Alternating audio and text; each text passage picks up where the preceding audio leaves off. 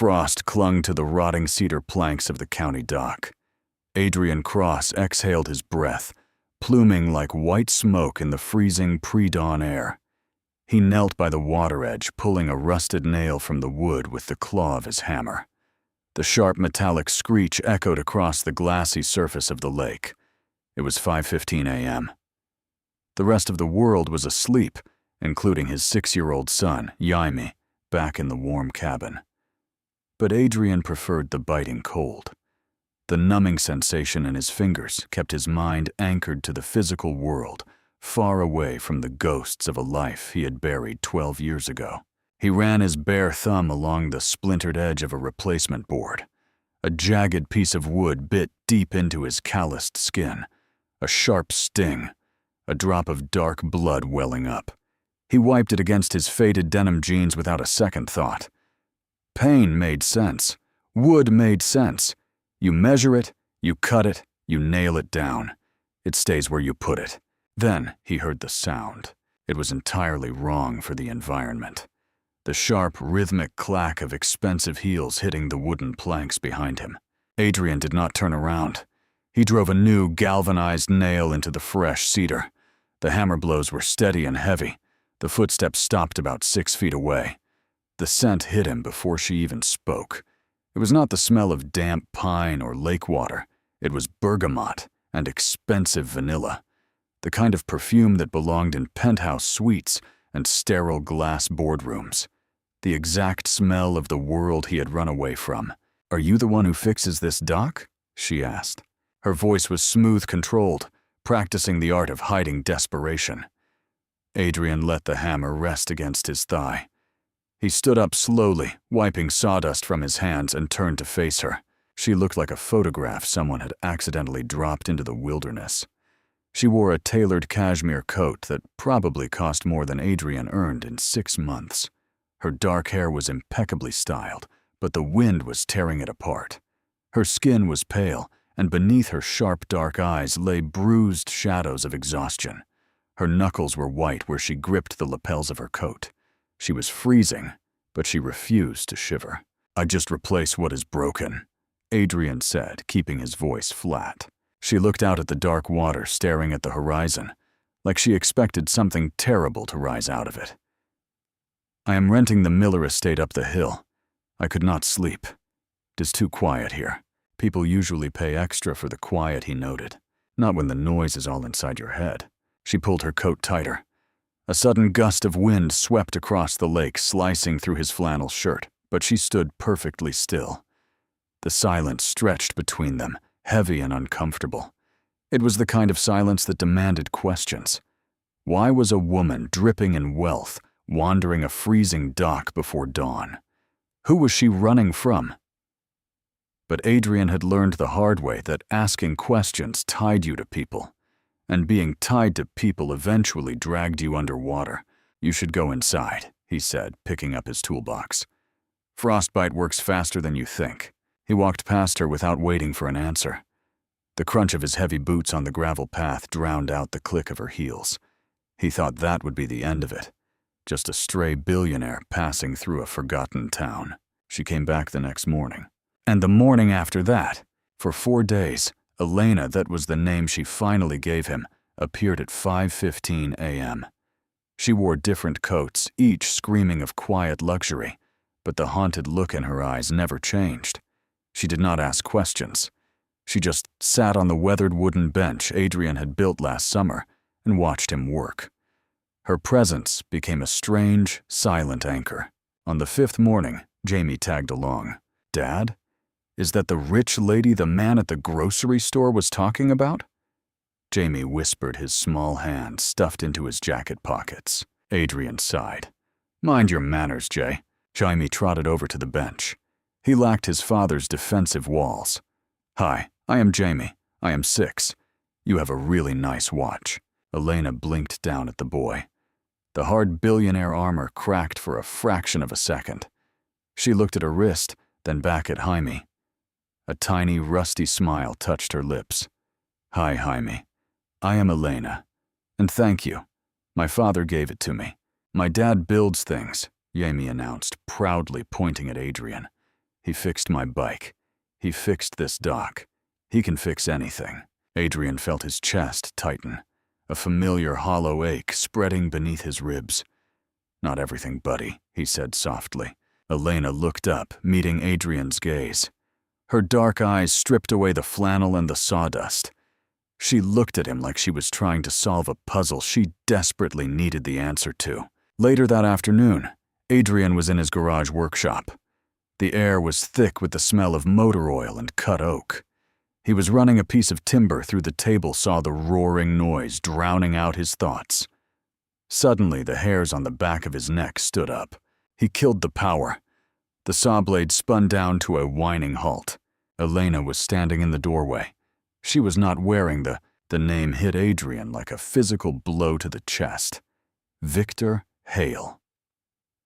For 12 years he had kept that name locked away, buried under layers of sawdust and quiet mornings. Now, hearing it spoken out loud in his own sanctuary, the air in the garage suddenly felt too thin to breathe. He turned his back to Elena, his eyes landing on the rusted bottom drawer of an old filing cabinet tucked in the corner. He reached into his pocket, his fingers grazing the cold, jagged edge of a small brass key. The cold metal sent a phantom chill shooting up his arm. Suddenly, he was not in a dusty garage anymore. He was standing in a corner office on the 40th floor overlooking Chicago. The suffocating smell of freshly roasted espresso and expensive leather. Victor Hale sitting behind a massive mahogany desk, flashing a predatory smile as he slid a stack of documents toward him. Standard collaboration agreements, Adrien. Just a formality. The sharp scratch of a fountain pen against paper. The exact moment he had signed away his soul without realizing it. Adrien pulled his hand from his pocket as if the key had burned him. His jaw clenched so tight a dull ache radiated up to his temples. "You need to leave," he told her, his voice rough as gravel. "Adrien, you did not even hear me out. I said get out." He spun around. The raw fury in his eyes made Elena take a half step back, her heels scraping against the concrete floor. "I spent 2 years fighting that man, Elena. 2 years of lawyers' courts and judges telling me my own blueprints did not belong to me. He did not just steal my building. He made sure I could never work in architecture again. My wife left because I became a paranoid, obsessed ghost of a man. I lost everything. I'm not doing it again." Elena did not flinch this time. Her manicured nails dug so hard into her leather bag that the material groaned under the pressure. "And my empire. He takes half of everything I built based on your stolen glory. You are just going to let him win. Again. I am going to protect my son. That is my only job now." She stared at him, her dark eyes flashing with a volatile mix of betrayal and raw desperation. The comeback queen reduced to begging a broken man in a shed.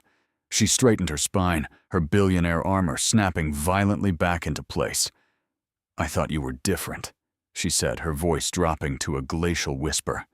"I thought the man who built that dock actually knew how to fix things."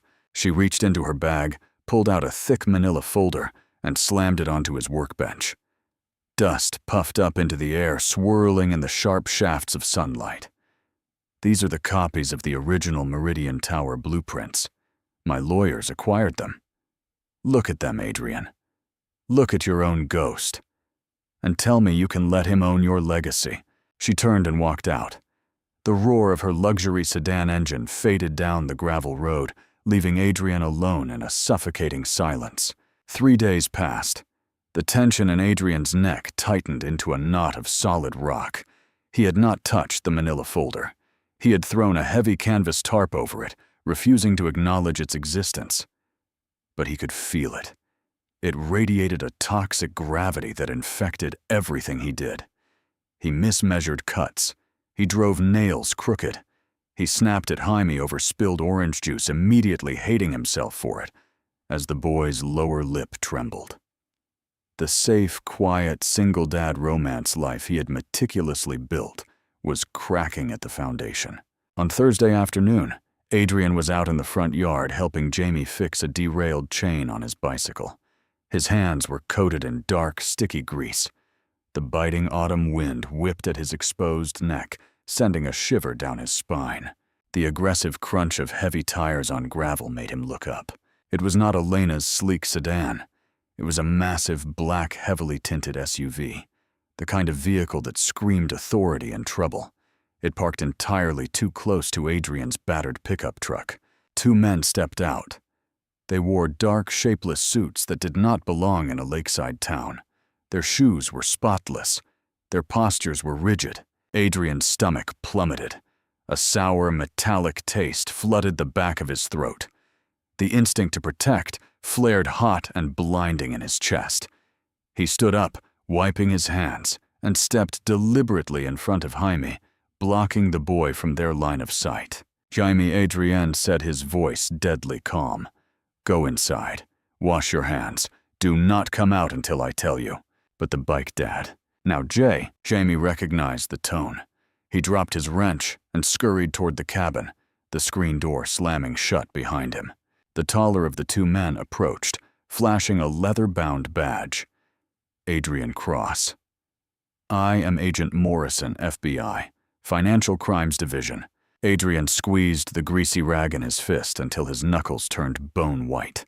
"I do not know anyone in the FBI. No." "But you know," Victor Hale Morrison said. "He did not ask it as a question. I have nothing to say about him. Miss Vaughn believes otherwise." The second agent chimed in, stepping closer. She filed a massive fraud complaint against Mr. Hale. She claims you can corroborate the theft of intellectual property regarding Meridian Tower. Adrien's chest hitched. Elena. She had bypassed his refusal entirely and thrown him to the feds. "She is mistaken. I cannot help you." Morrison tilted his head, his eyes scanning the rundown property, the grease on Adrien's hands, the cheap flannel. "Can't or won't, Mr. Cross. We have been investigating Victor Hale for 6 months. Tax evasion, offshore accounts, wire fraud.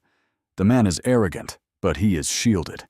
Your stolen work is the missing link, the precedent of his fraud." "It is ancient history," Adrien gritted out.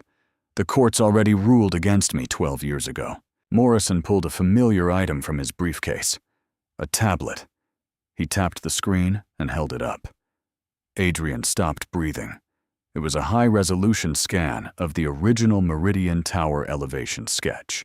His sketch, complete with his signature and a date that preceded his employment at Hale's firm by a full 3 months. "Miss Vaughn provided these to us," Morrison said softly. "They are now federal evidence in an active investigation. If this goes to court, your name is coming out, Adrien.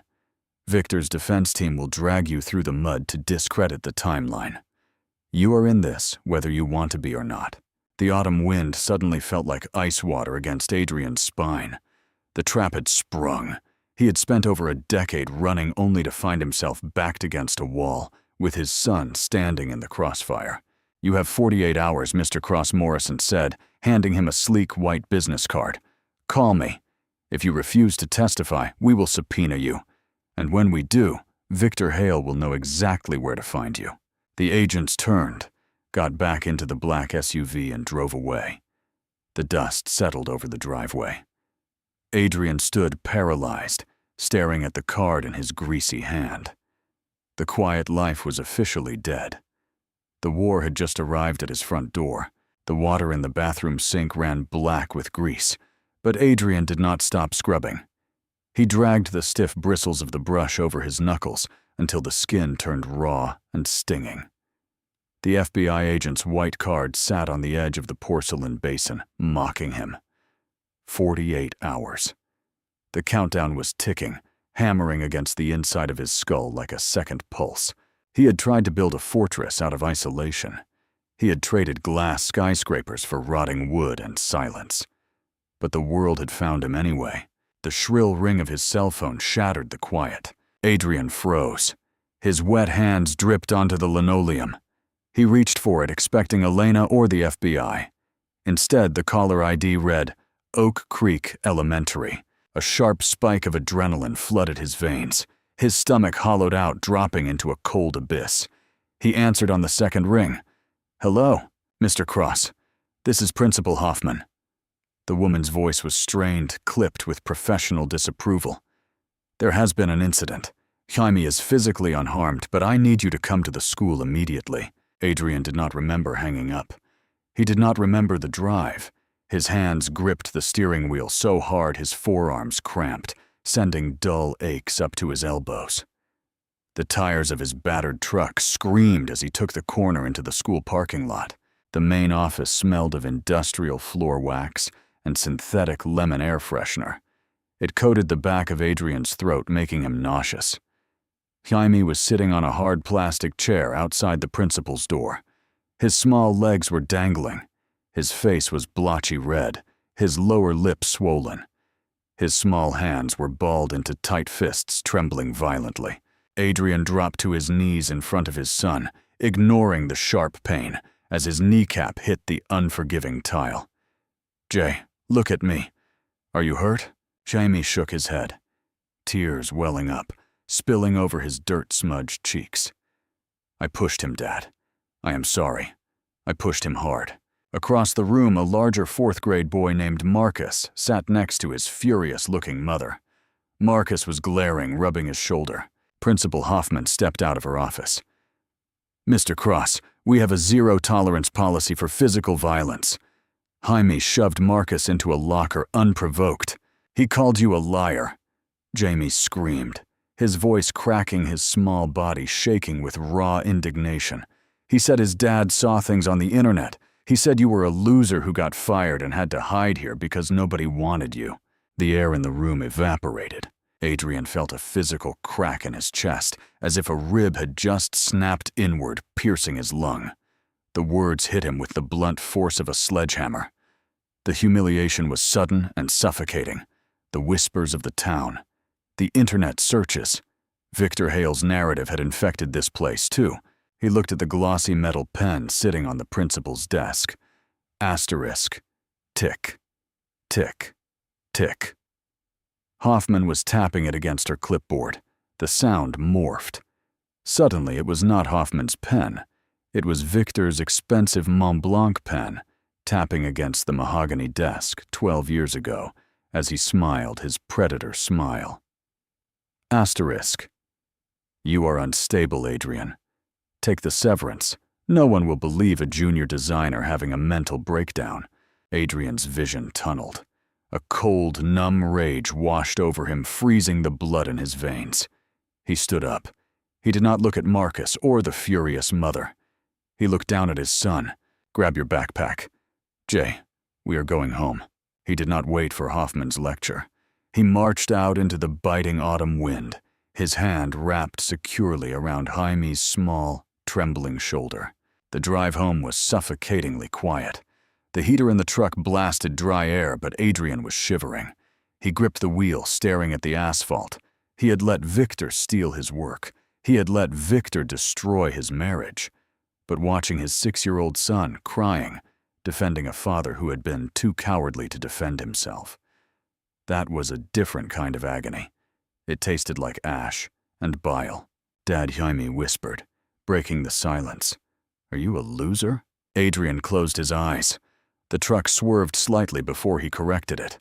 The question tore through his chest, leaving a gaping, bleeding wound.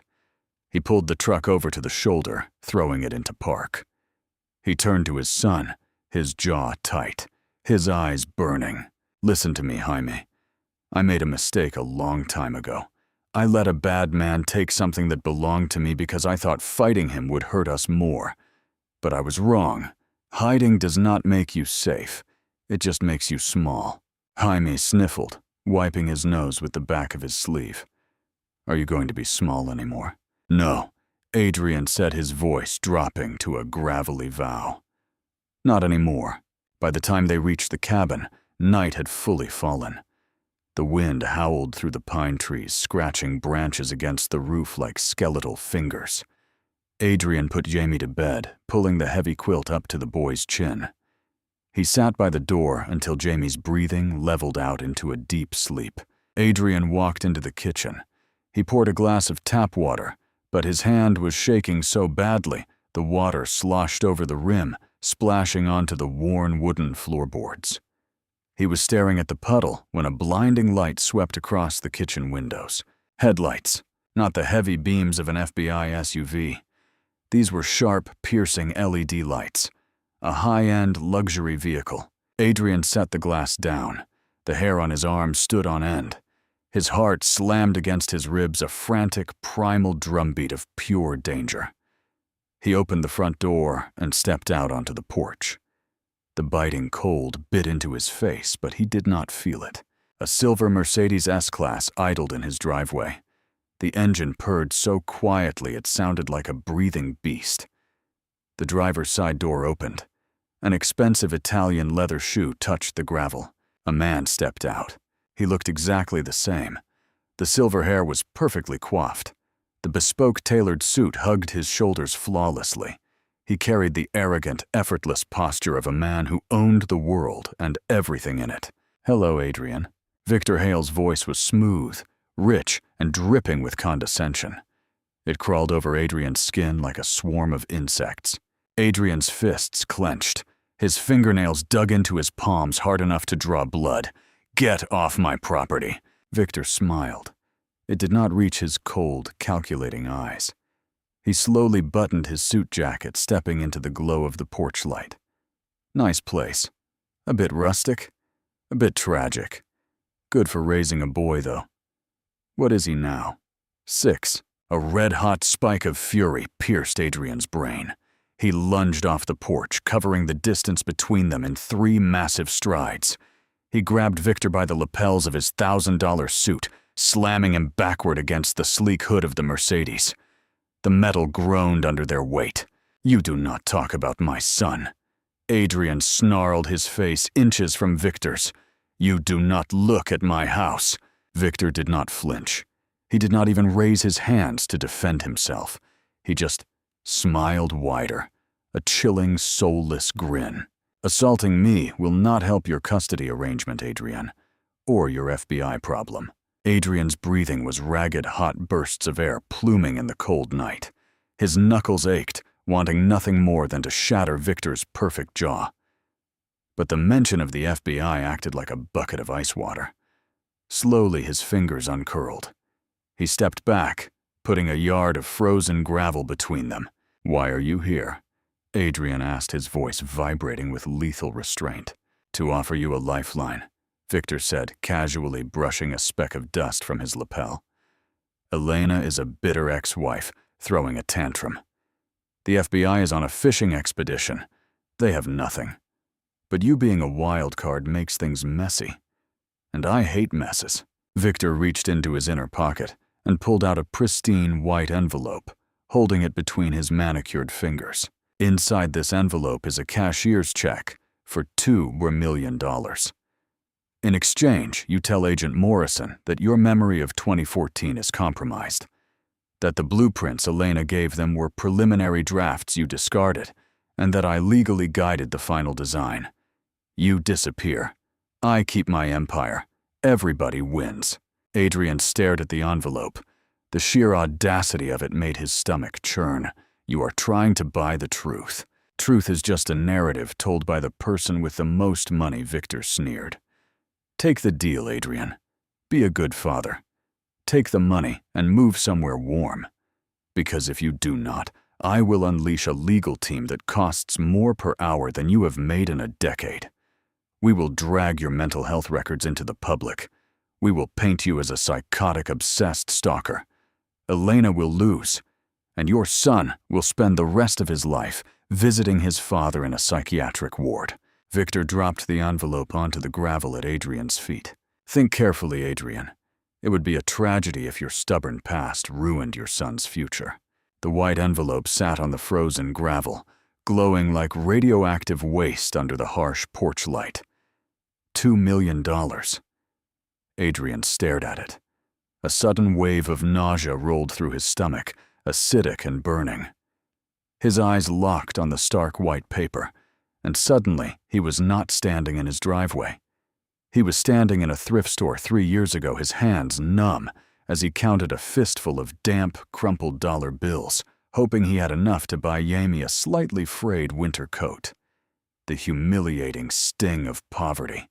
the sheer desperation. Victor had forced him into that life, and now Victor thought he could buy him out of it with pocket change from his stolen empire. Adrien did not reach for the envelope. He lifted his heavy work boot and slammed it down, planting his muddy heel squarely in the center of the pristine white paper. He ground it into the freezing dirt. "Keep your garbage," Adrien said, his voice eerily quiet. "And if you ever come near my son again, I will not wait for the FBI to ruin you. I will end you myself." Victor's cold smile finally vanished. For a split second, genuine uncertainty flickered in the billionaire's eyes. But it was quickly replaced by a dark, lethal promise. "You were warned, Adrien." Victor turned, got back into the sleek Mercedes and threw it into reverse. The tires spun, kicking up gravel and dirt right into Adrien's face before the car tore off down the dark country road. The red taillights bled into the black night like a wound. Adrien stood in the driveway, breathing hard, until the sound of the engine completely faded. The biting wind whipped around him, but his blood was running too hot to feel the cold. He pulled his cell phone from his pocket. His fingers were stiff, trembling slightly as he dialed her number. Elena answered on the first ring. "Are you okay?" Her voice was sharp, instantly sensing the shift in the atmosphere. "Victor was just here," Adrien said, a sharp intake of breath on the other end of the line. "What did he do? Did he hurt you? Is Jaime safe? We are fine. He tried to buy me off. $2 million to perjure myself and tank the FBI investigation." Elena fell silent. The silence was heavy, loaded with the realization of how close she had just come to losing her only weapon. "And I stepped on his check," Adrien said, looking down at the ruined envelope, bleeding ink into the muddy gravel. "I am in Elena. Tell your lawyers, tell Morrison. I am going to Chicago, and I am going to testify." A long exhale vibrated through the phone. It sounded like the breath of someone who had been drowning and finally broke the surface. "Thank you, Adrien. We are going to destroy him. I promise. I am not doing it for you," Adrien said, his voice softening as he looked back at the cabin at the window of Jaime's bedroom. "I am doing it because I am done being small." He hung up the phone. A strange, terrifying sense of calm washed over him. The decision was made. The fortress was breached. It was time to go to war. Adrien walked across the frozen yard toward his workshop.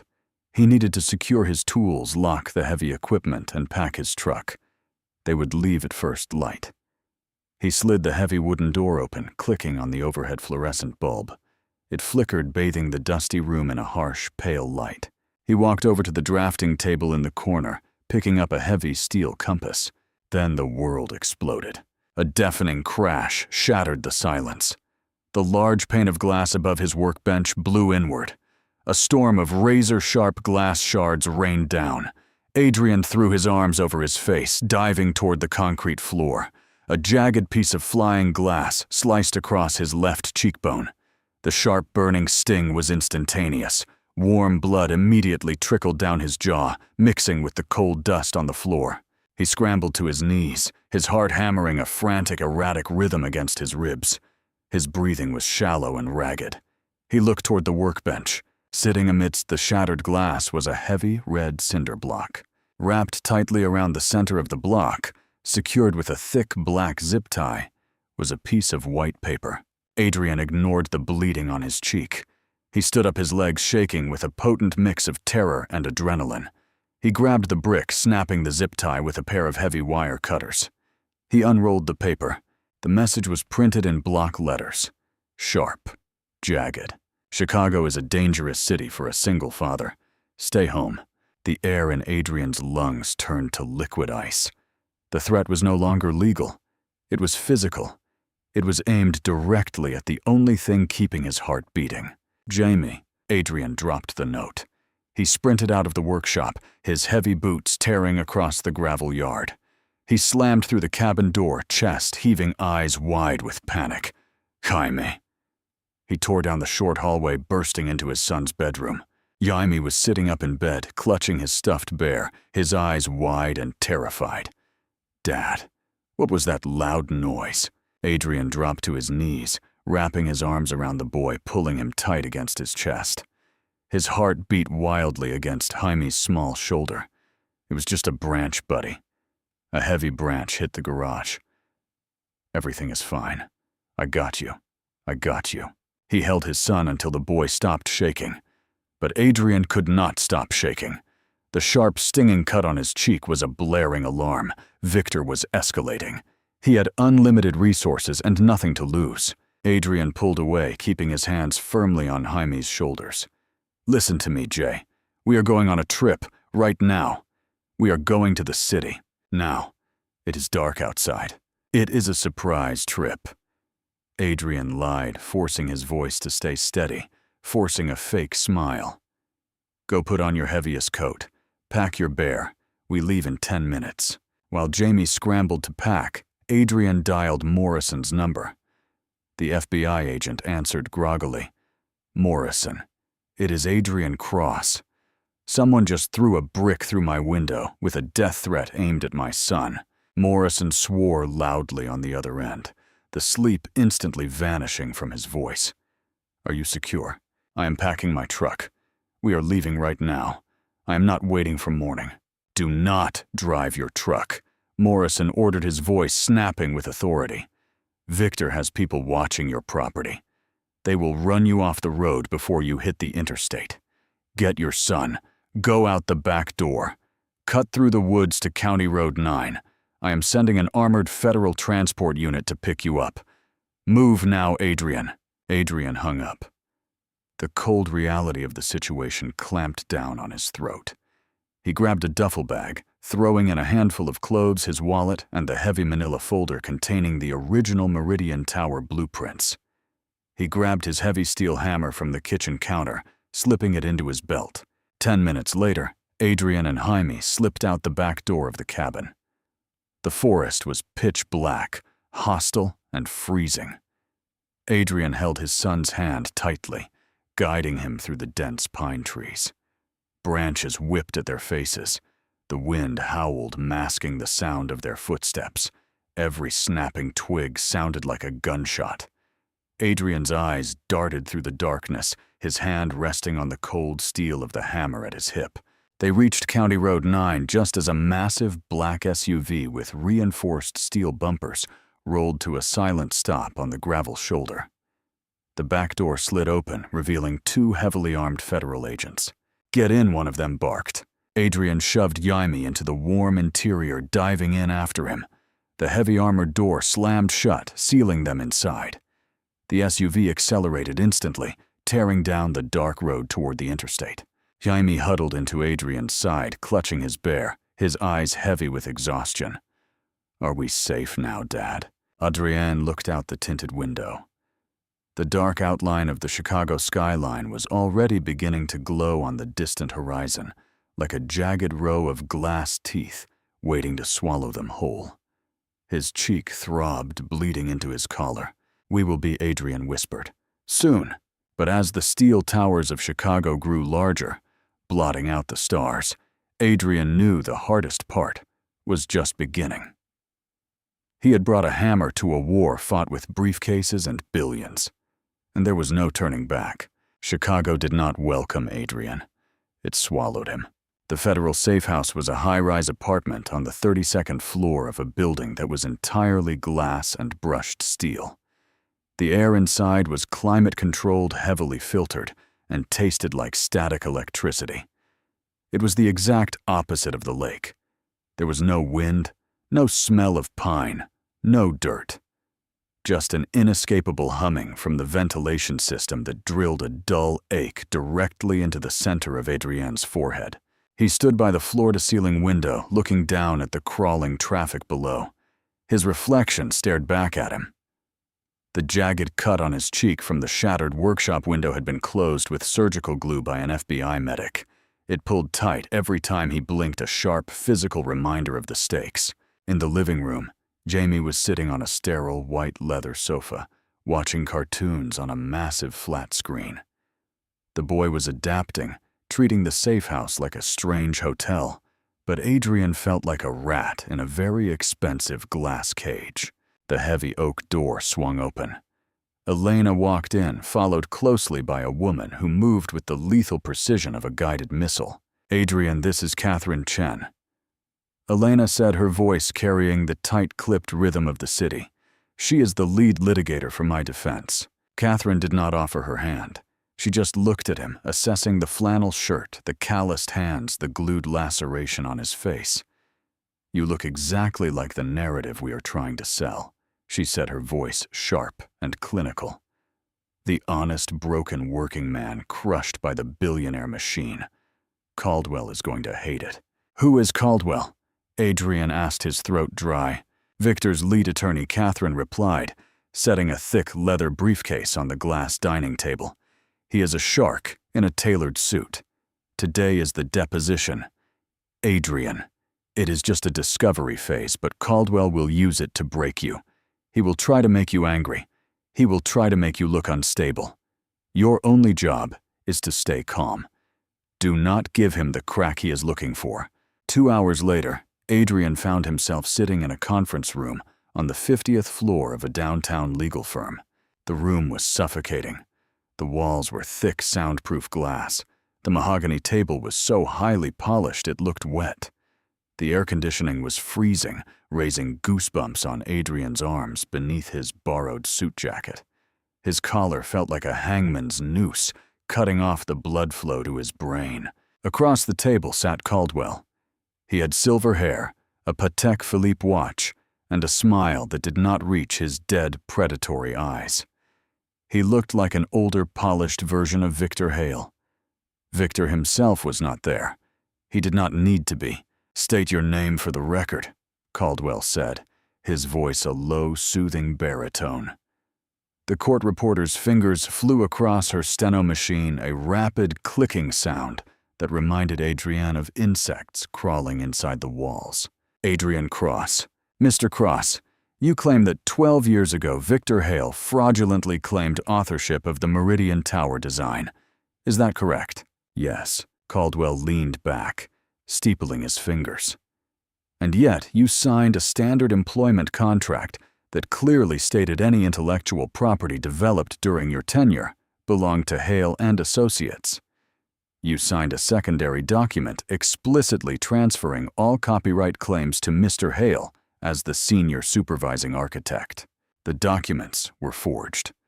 Adrien said, his voice remarkably steady, despite the chaotic hammering of his heart. "I signed a basic collaboration agreement. The secondary transfer was buried in a stack of HR paperwork. I was manipulated. Manipulated." Caldwell repeated the word, tasting it like a fine wine.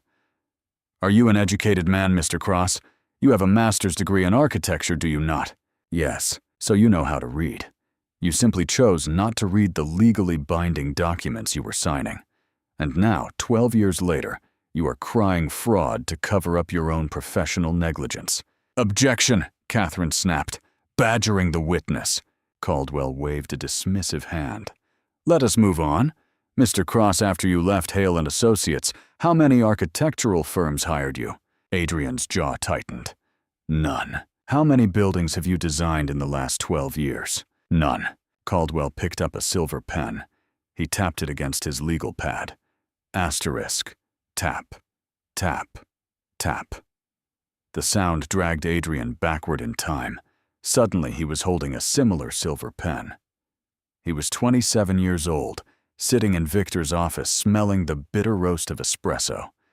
He remembered the heavy cardstock of the paper. He remembered the feeling of pride of finally making it, of trusting the mentor sitting across from him. He had signed his name with a flourish. He had signed his own execution warrant. Adrien's stomach plummeted. A cold sweat broke out across the back of his neck. "Mr. Cross," Caldwell said, his voice suddenly dropping an octave, carrying a dangerous edge. "I have here your medical records from 2015. Subpoenaed legally, of course.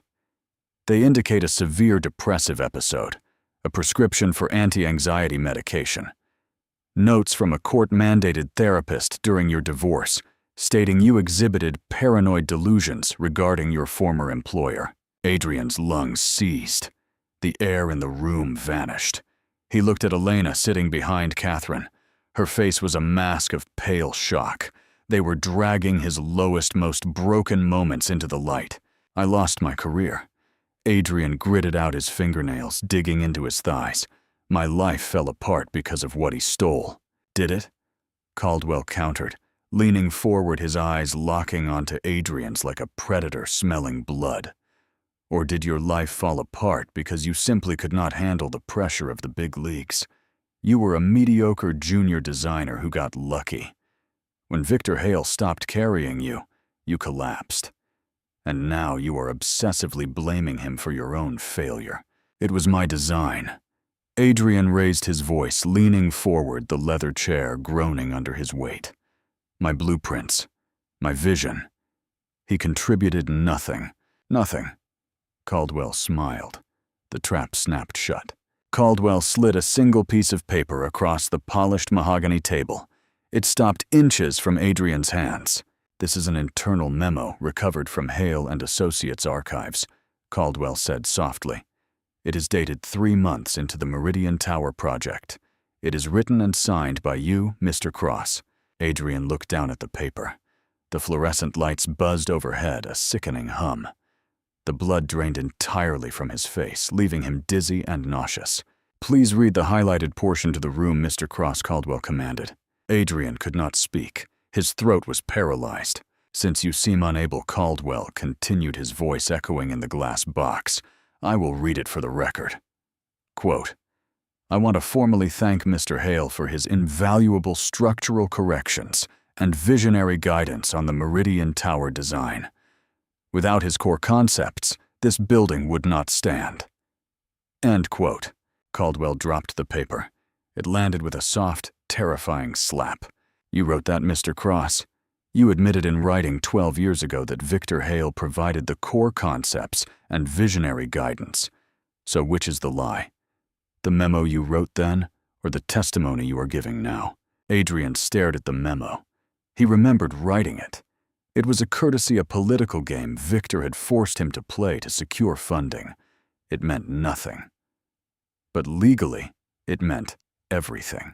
Adrien's heart slammed violently against his ribs. The glass walls of the conference room seemed to warp and close in on him, pressing the air out of his lungs. He was drowning again. Victor had not just stolen his future. He had planted a bomb in the past. And it had just detonated. Caldwell leaned closer, his smile cold and absolute. Answer the question, Mr. Cross. Are you a liar now, or were you a liar then? The silence in the conference room was absolute, pressing against Adrien's eardrums, until they throbbed.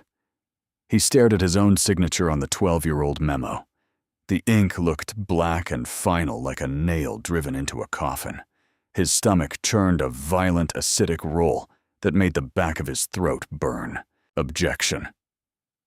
Catherine's voice shattered the heavy glass quiet. She stood up her chair, scraping harshly against the floor. This document was not entered into preliminary discovery, Mr. Caldwell. You are ambushing my client with out-of-context internal communications. We are taking a 10-minute recess. Catherine did not wait for the mediator to agree. She grabbed Adrien by the arm. Her grip was startlingly strong, her manicured nails biting into his bicep through the suit jacket. She hauled him out of the room and down the plush carpeted hallway, shoving him into a private side office. Adrien collapsed into a leather armchair. He bent forward, putting his head between his knees, pulling desperate, ragged breaths into his lungs. The air conditioning blasted against the sweat on the back of his neck, sending violent shivers down his spine. Look at me, Catherine ordered, pouring a glass of water from a crystal pitcher. Adrien lifted his head. His vision was slightly blurred at the edges. Drink this. And breathe. How did he get that? Adrien rasped, taking the glass. His hand shook so badly the water rattled against his teeth. I wrote that under duress. Victor told me the investors were pulling out because I lacked seniority. He said if I did not put in writing that he was guiding the project, we would lose the funding. I did it to save the building. I know, Catherine said, her voice softening just a fraction. It is a standard corporate extortion tactic. Caldwell knows it too. He does not care about the truth, Adrien. He only cares about the paper trail. He's trying to rattle you so badly that you break on the stand. He is winning, Adrien muttered, staring at the carpet. Only if you let him. Catherine leaned against the heavy mahogany desk. That memo is damaging, yes, but it is not a death sentence. It is entirely circumstantial if we can prove the core contracts were forged. If the transfer of rights was illegal, the memo becomes irrelevant. We just need the forensic proof. Adrien rubbed his face, touching the ridge of the surgical glue on his cheek. And do we have it? Catherine checked her phone, a sharp, terrifying glint in her eyes. Morrison is raiding Prestige Documentation Services right now. That is the shell company Victor paid to backdate and forge your contracts. If Morrison secures the original files and flips the owner Dennis Kramer, we have Victor dead to rights. The promise of hard evidence acted like a shot of adrenaline. The nausea receded, replaced by a cold, hardening resolve. Adrien stood up, adjusting his collar. The phantom weight of Victor's silver pen finally vanished from his hand. Let's go back in. I am done being his punching bag. Adrien survived the rest of the deposition. He answered Caldwell's questions with flat, emotionless precision, giving the shark nothing to feed on. When they finally walked out into the biting Chicago evening, Adrien felt like he had run a marathon through wet cement. He returned to the glass safe house high above the city. Elena was sitting at the dining table surrounded by legal briefs. She looked up as he walked in her dark eyes, immediately scanning his face for damage. Jaime is asleep, she said softly. He played video games for 3 hours. He thinks this is a vacation. Adrien unbuttoned his suit jacket, throwing it over a chair. He walked to the kitchen and ran the tap, splashing freezing water onto his face. The physical shock grounded him. I survived, Caldwell, he said, wiping his face with a towel. Barely.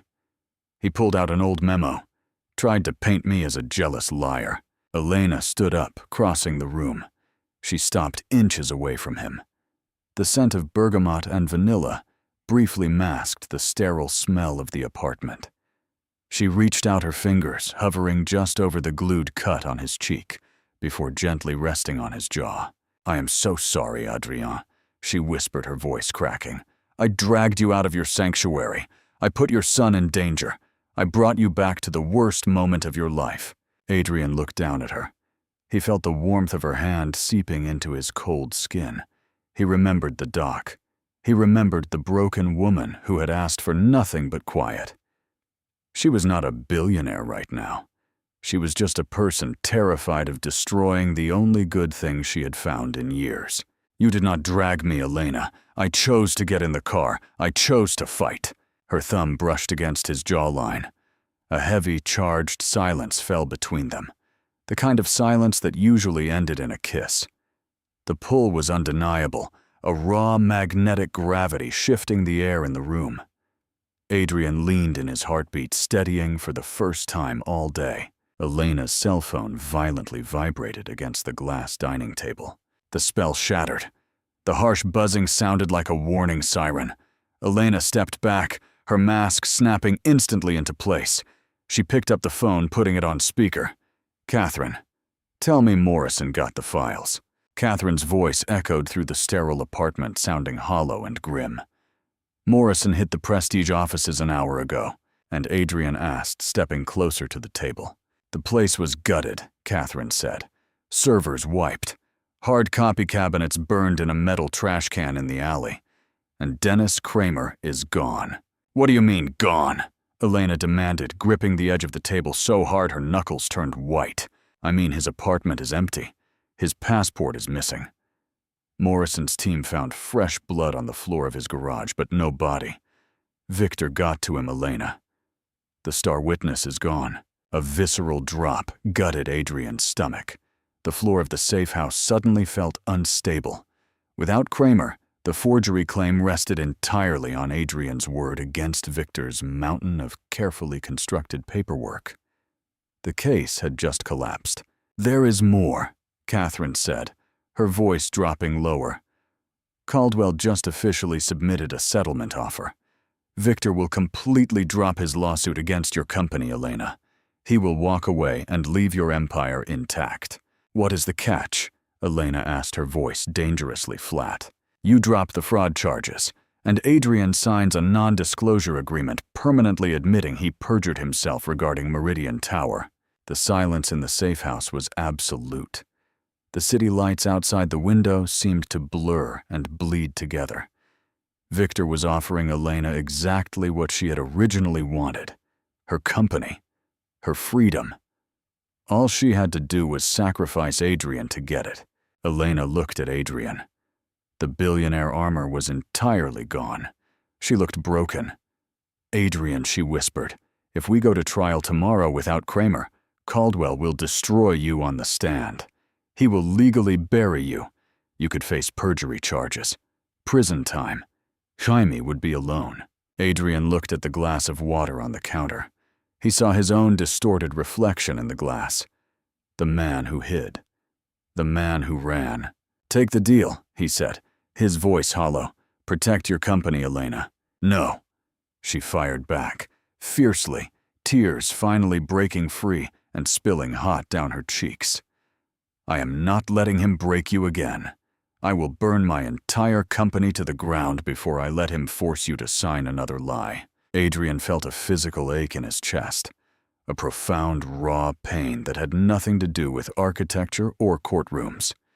It was the realization that someone was finally choosing him. After 12 years of being the collateral damage, someone was willing to lose everything to stand by his side. He walked around the table, taking both of her hands in his. Her skin was freezing. We do not take the settlement, he said, his voice finding a deep, resonant strength he thought he had lost forever. We go to trial. If I go down telling the truth. Catherine sighed through the speaker. You are both insane. But fine, I will reject the offer. Trial begins tomorrow at 9 a.m. God help us. The line went dead. Adrien and Elena sat on the white leather sofa until the city below them grew quiet. They did not speak. They did not need to. The battle lines were drawn. There was no more running. At 2 a.m., Adrien was lying awake in the guest bedroom staring at the ceiling. The adrenaline had faded, leaving behind a cold, suffocating dread. His cell phone resting on the nightstand vibrated once. A single sharp buzz. He turned over, picking it up. The bright screen burned his tired eyes. It was a text message from an unknown number. Adrien opened it. His blood instantly froze, turning to ice water in his veins. All the air evacuated his lungs in a single sharp gasp. It was a photograph. The image was taken from a distance through the chain-link fence of the temporary private school Morrison had arranged for Jaime. It was a zoomed-in shot of Jaime sitting on a swing laughing in his heavy winter coat. Beneath the photograph was a single line of text. Asterisk. Last chance to settle. Trials are so unpredictable. The screen of the phone felt like a block of dry ice against Adrien's palm. He stared at the image of Jaime on the swing until the pixels blurred into a distorted mess of colors. A violent tremor started in his knees, traveling up his spine until his teeth literally chattered in the dark room. This wasn't about money anymore. This wasn't even about the building. This was a hunt. He didn't wake Elena. He didn't call the front desk. He walked into the living room, grabbed his heavy steel hammer from the kitchen counter, and sat in a chair facing the front door. He stayed there for 5 hours, eyes fixed on the handle, the iron weight of the tool resting on his lap. He didn't blink.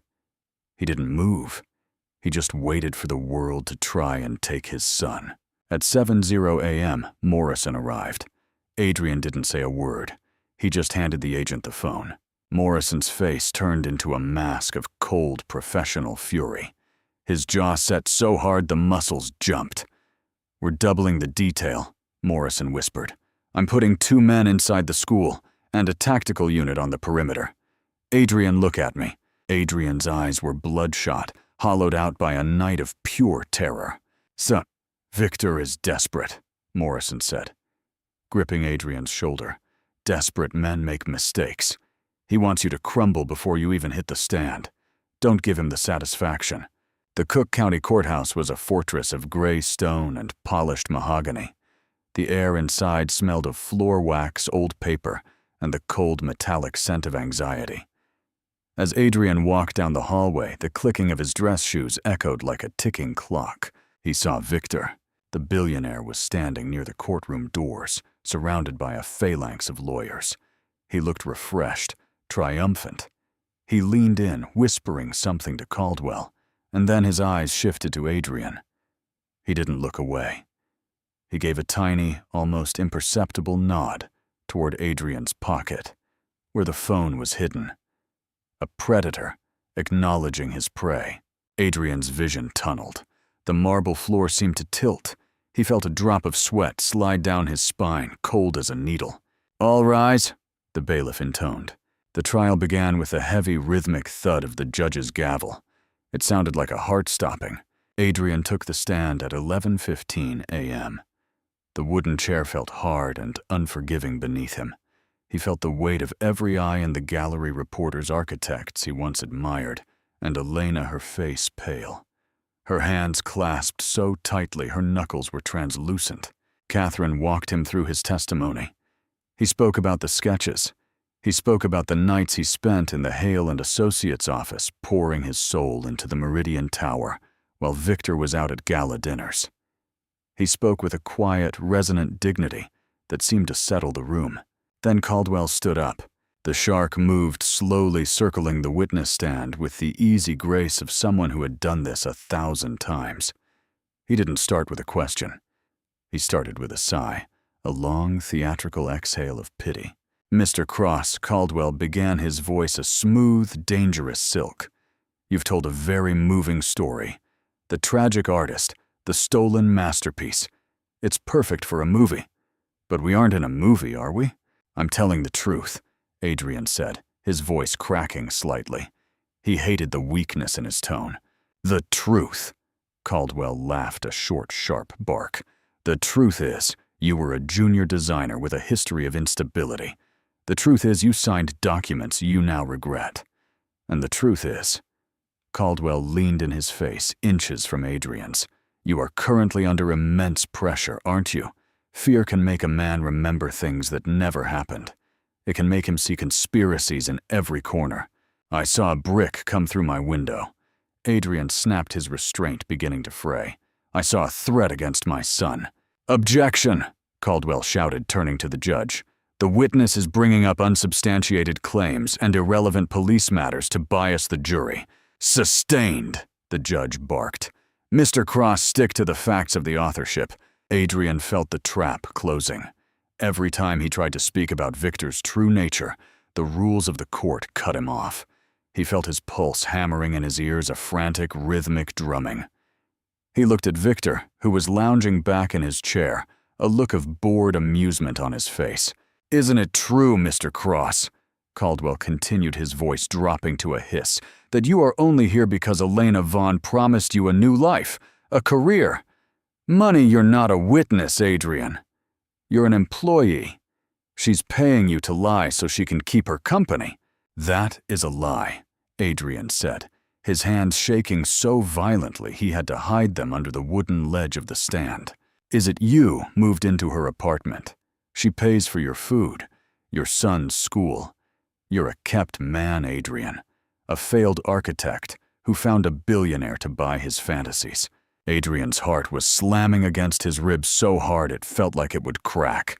He looked at the jury. Some were looking away. Some looked skeptical. He was losing.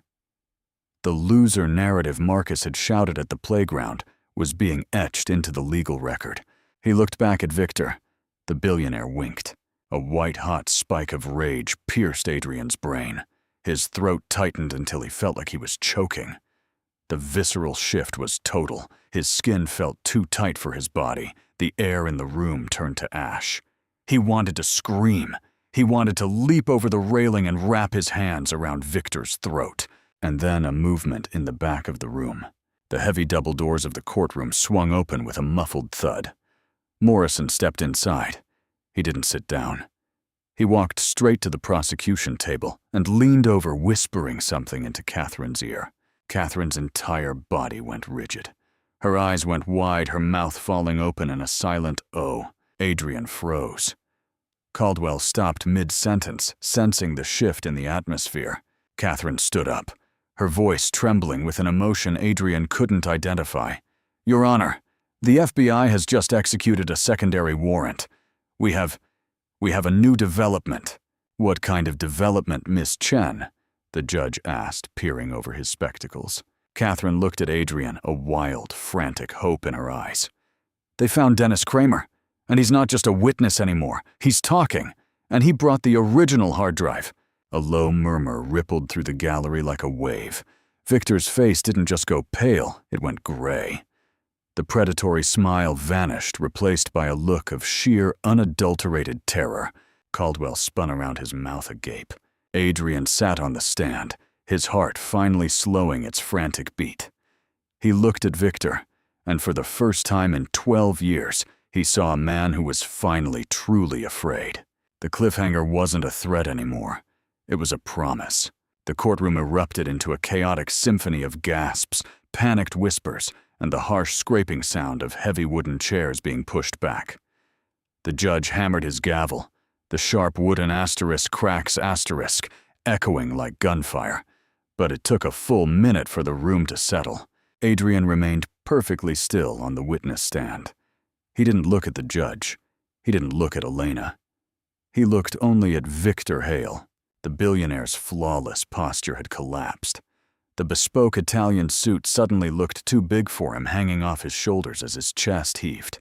A visible sheen of cold sweat broke out across Victor's forehead, gleaming under the harsh fluorescent lights. The predatory shark was gone.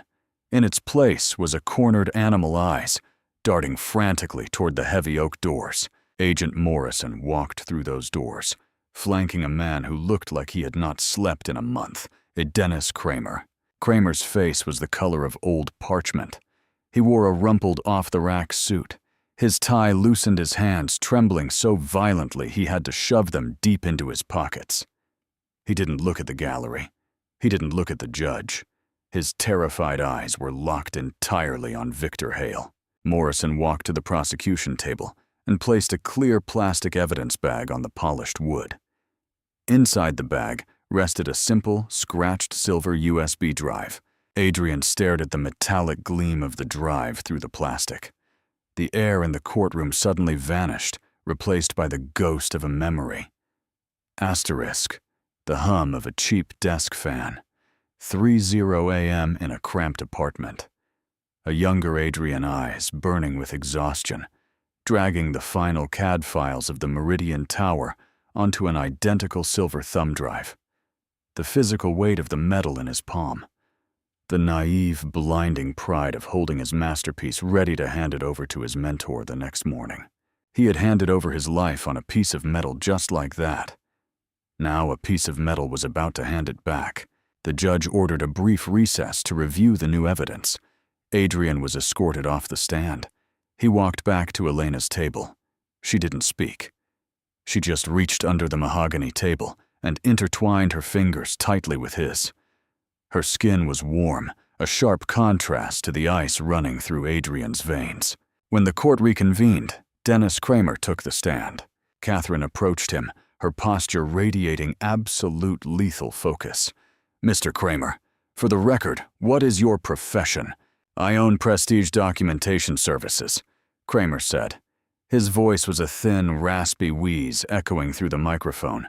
"And what services does Prestige actually provide?" Kramer swallowed hard. His Adam's apple bobbed. He glanced at Victor, then quickly looked away, staring at his own shaking hands. "We manufacture paper trails.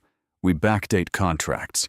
We digitally forge metadata to make it appear as though agreements were signed months, sometimes years before they actually were." A collective gasp swept through the gallery. Caldwell jumped to his feet. "Objection! Your Honor, this man is a self-confessed criminal. His testimony is unreliable and coerced." "Overruled." The judge barked, his eyes fixed intensely on Kramer. "Sit down, Mr. Caldwell. I want to hear this." Caldwell sank slowly back into his chair. He didn't lean toward Victor this time. He subtly shifted his weight away, the physical distancing of a parasite abandoning a dying host. Catherine clicked a remote. The large projector screen behind the witness stand flickered to life. 2 documents appeared side by side. One was the transfer of rights Adrien had supposedly signed. The other was an email chain. "Mr. Kramer," Catherine said, her voice ringing clear like a bell. "Who hired you in November of 2014 to forge the copyright transfer for the Meridian Tower?" Kramer squeezed his eyes shut for an agonizing second. Then he opened them and pointed a trembling finger directly at the defense table. "Victor Hale," Kramer whispered. "He paid me $100,000 in offshore wire transfers. He gave me Adrien Cross's original employment contract and told me to bury a retroactive transfer clause in it. He told me to make sure the digital ink signature matched the date of his original hiring. And the USB drive the FBI recovered from your possession," Catherine pressed. "It contains the raw, unaltered original documents, before I forged them. It also contains the encrypted IP logs of every email Victor sent me, instructing me how to steal Mr. Cross's building." Adrien felt a violent physical shift inside his chest. The suffocating pressure that had been sitting on his lungs for 12 years, the crushing weight of being called crazy, a loser, a failure suddenly fractured. It broke apart like brittle ice. He took a breath, a deep, shuddering inhale, and the air tasted impossibly clean. Victor Hale abruptly shoved his chair back. The heavy wood screeched against the marble floor. "This is a setup!" Victor screamed, his face flushing a violent dark purple. The billionaire mask had completely shattered, revealing the ugly, desperate core underneath. "He's a rat. You're going to believe a criminal over me. I built this city. I built that tower. He was just a nobody, a pencil pusher who couldn't handle the pressure. Bailiff," the judge roared over the chaos. Victor pointed a shaking finger at Adrien, spit flying from his lips. "You are nothing, Adrien. You hear me? You fix rotting docks. You are a loser. I made you. Mr. Hale, you are in direct contempt of this court," the judge thundered, banging the gavel so hard the handle cracked.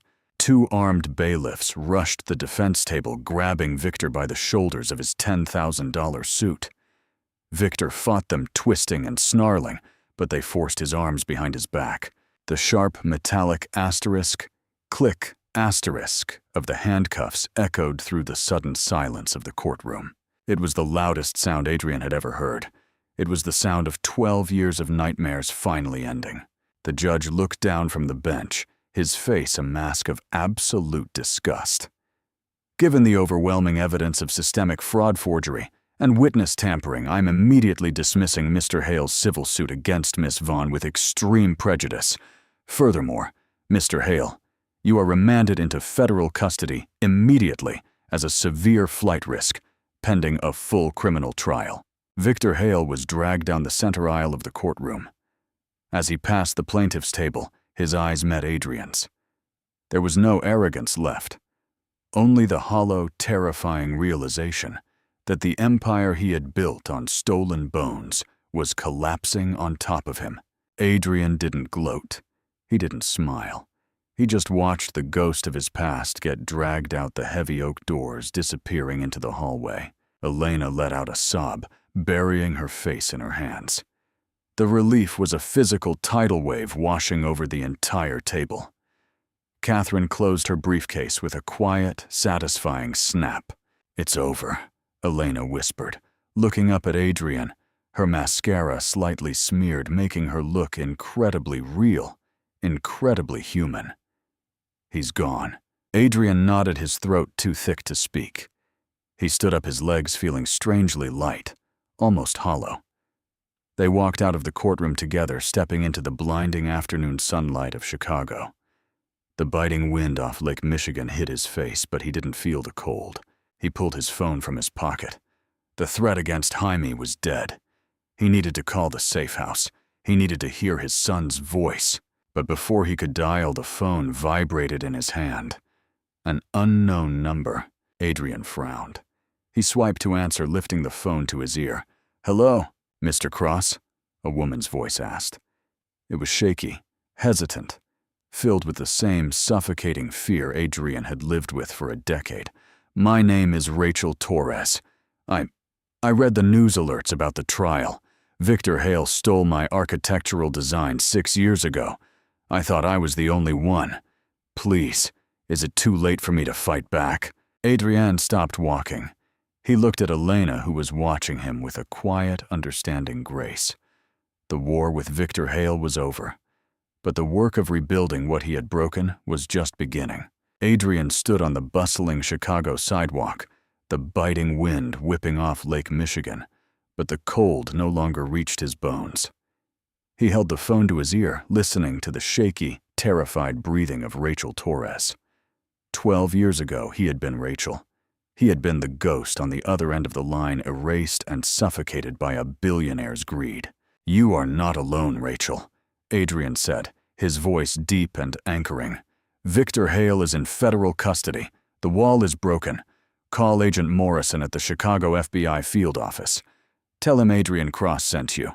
It is time to take your name back. He heard a quiet, shuddering sob of relief before she whispered a thank you and hung up. Adrien lowered the phone. Elena stepped beside him, slipping her hand into his. He looked down at her, seeing the exhaustion, but also the brilliant, undeniable light of a woman who had just fought for her life and won. How many more do you think there are? Elena asked softly. I don't know, Adrien replied, his thumb brushing over her knuckles. But they don't have to hide anymore. Neither do we. 2 weeks later, the frost had finally begun to melt around the edges of the county lake. Adrien stood on the wooden dock, a steaming mug of black coffee in his hand. The silence here was different now. It was no longer the heavy, oppressive silence of a man holding his breath. It was the peaceful breathing quiet of a world waking up. A few yards away, Jamie was sitting on the edge of the planks, his legs dangling over the water, clumsily trying to bait a fishing hook. The bruising from the schoolyard fight had faded. The fear had melted away. Dad, Jaime called out, squinting against the bright morning sun. Are we going to have to go back to the glass box in the city? Adrien walked over, crouching down beside his son. He set his coffee on the wood and helped Jaime secure the bait. No, Jay. The city was just to fix a problem. The problem is gone. The bad man can't hurt us, and he can't steal from anyone ever again. Jaime cast his line into the water with a sloppy splash. He watched the red and white bobber float on the ripples. So, you're not a loser. Adrien felt a tight, emotional ache in his throat, but it wasn't painful. It was the feeling of a wound, finally knitting together, healing clean. He wrapped his arm around Jaime's small shoulders, pulling him close. No, buddy, I'm not. And neither are you. The crunch of gravel shifting under heavy tires pulled Adrien's attention toward the cabin. A familiar, sleek sedan rolled to a stop in the driveway. The driver's door opened, and Elena stepped out. She wasn't wearing her billionaire armor today. No sharp cashmere, no stilettos. She wore a thick knit sweater, worn denim, and a pair of leather boots. She looked beautiful. She looked like home. Jaime dropped his fishing rod and sprinted up the grassy hill. Elena! She caught the boy laughing, a bright, rusty sound that echoed perfectly across the lake, swinging him around before setting him down. Adrien walked up the path, his heart maintaining a steady, powerful rhythm. I thought you had board meetings all week to reclaim your assets, Adrien said, stopping a foot away from her. I did, Elena said, her dark eyes locking onto his. I fired 3 executives who conspired with Victor. I restructured the board. I took my empire back. She reached into the backseat of her car and pulled out a long, thick cardboard tube. But I realized an empire doesn't mean much if you don't build something new with it. She walked past him, heading straight for the garage workshop. Adrien followed, a curious tension pulling at his chest. The shattered window had been replaced with fresh glass. The floor was swept clean of debris and dried blood. Elena walked over to the corner of the room, stopping in front of the old dust-covered drafting table Adrien had abandoned. She uncapped the cardboard tube and slid out a massive roll of thick architectural paper. She unrolled it across the slanted wooden desk, pinning the corners down with a pair of heavy steel wrenches. Adrien stepped closer. The paper was blank. "I am moving my company's headquarters," Elena said, her voice dropping to a soft, intimate register. "I bought a 6-acre plot in the commercial district. I want a building that breathes. Something that uses natural light, sustainable materials, and human-centered design. I want a masterpiece, Adrien." Adrien stared at the blank white expanse of the paper. The physical memory of holding a graphite pencil of drawing lines that became steel and glass hit him with the force of a tidal wave. His fingers twitched. The phantom weight of the drafting tools called to him a siren song he had ignored for over a decade. "It is a massive project." "Elena," he whispered, his eyes scanning the empty canvas, already seeing the ghost of a foundation rising from the white space. "It will take years." "I know," she said. She turned to face him, stepping into his space. The scent of bergamot and vanilla mixed with the raw, honest smell of cut pine in the workshop. "I am not looking for a quick fix, Adrien. Not for my company. And not for us." She reached out, tracing the faint, healed scar on his cheekbone where the flying glass had cut him. Her touch was warm, an absolute anchor in the present. "I need a lead architect," Elena said, her eyes shining with unshed tears and fierce, unbreakable hope. "Are you ready to stop fixing broken things and finally build something that lasts?" Adrien looked at the blank blueprints, then at the woman who had walked onto his freezing dock and demanded space only to end up filling the hollowed-out caverns of his heart. The fear of failure, the shadow of Victor Hale, it was all gone, burned away by the fire they had walked through together. Adrien reached across the drafting table. His calloused fingers closed around a heavy silver drafting pencil. The metal felt cold, heavy, and absolutely perfect in his grip. He looked back at Elena, a true, genuine smile finally breaking across his face. "Yeah," Adrien said, pulling her into his arms, burying his face in her hair as he breathed in the scent of their future. "Let's build. Asterisk, asterisk, asterisk.